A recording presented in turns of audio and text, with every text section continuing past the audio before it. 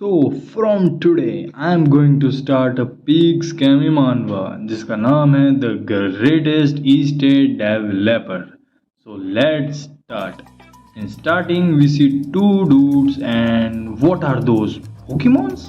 और ये कैरेक्टर कहता है कि मेरा नाम है सुहोगे and his dude's Pokemon says like boo bang ha go and वो बंदा वापस से कहता है कि नहीं, दुनिया में मेरा नाम है लॉयड फ्रंटेरा और मैं इस कहानी का बोलते ही this dude throws his shovel on ground and some type of magic activates and हम देखते हैं कि पूरी सिटी का सिमुलेशन दिखाया गया है हमें and this dude says Xavier और वो जो दूसरा बंदा है वो कहता है हाँ मास्टर लॉयड, देख रहा है भाई पैसा ही पैसा होगा एंड देन जेवियर से सर आप पागल हो गए हो, आगे कुछ भी नहीं है. So that was just for fun.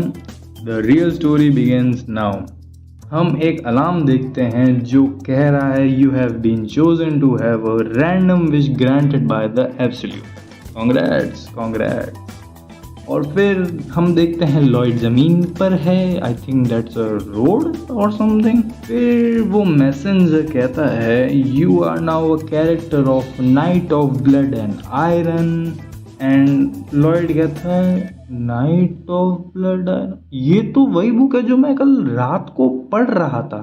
और क्या मतलब है एक wish good luck and what, मैंने तो पी भी नहीं भाई, क्या हो रहा है ये. और वो नॉवल है ये वो नॉवल है जिसमें मैं किसी और की बॉडी में चला जाता हूँ फ्रॉम अ डिफरेंट वर्ल्ड.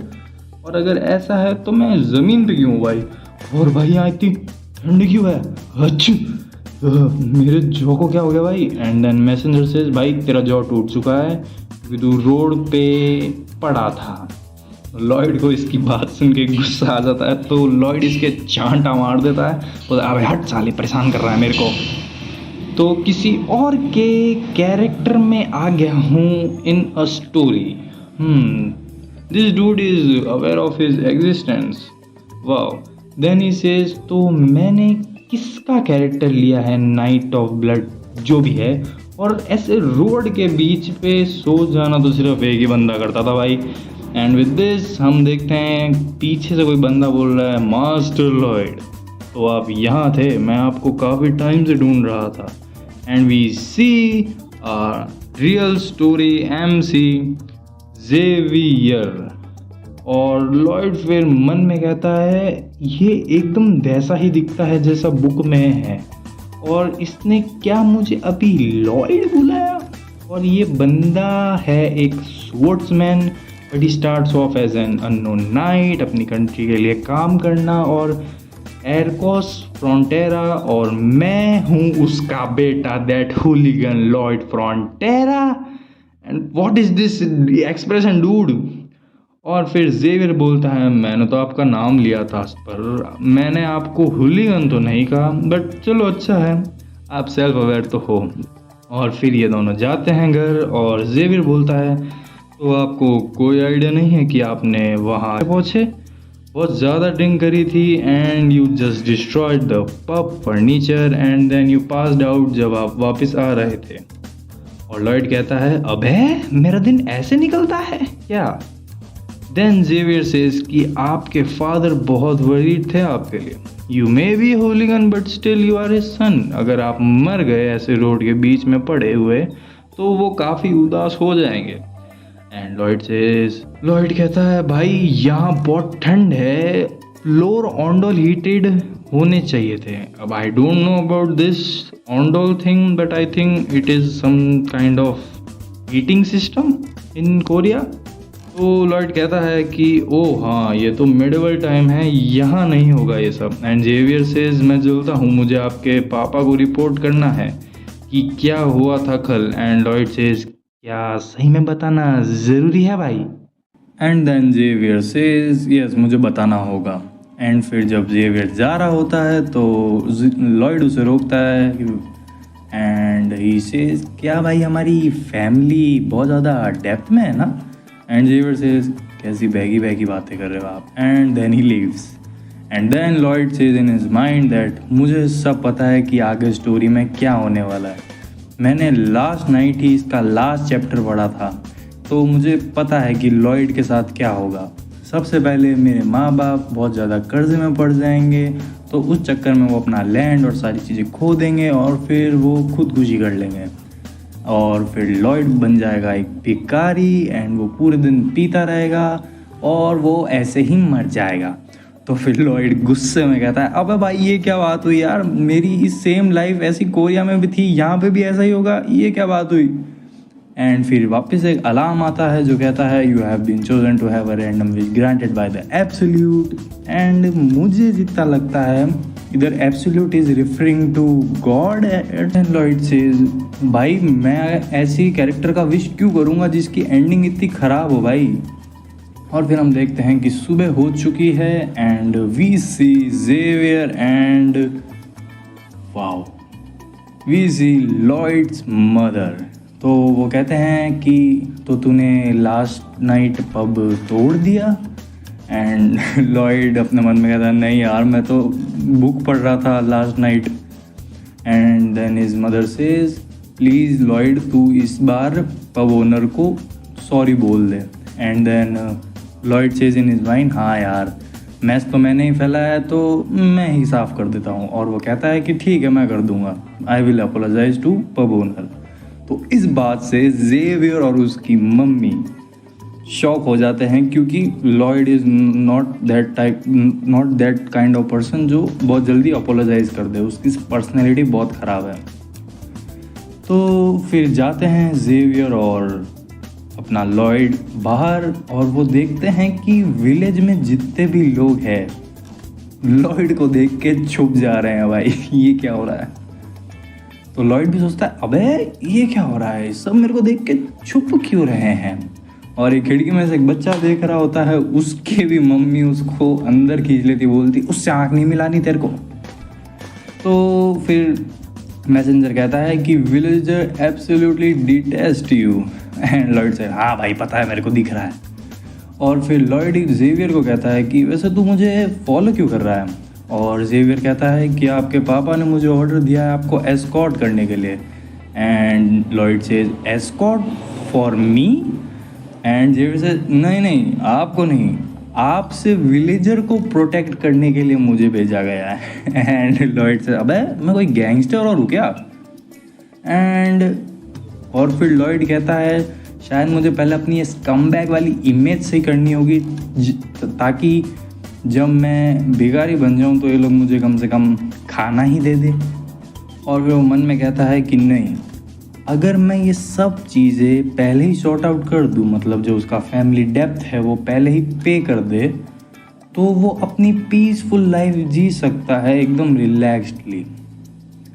तो फिर लॉयड मैसेंजर को पूछता है, क्या भाई मेरे पास कोई स्किल और है जो मैं यूज़ कर सकूं।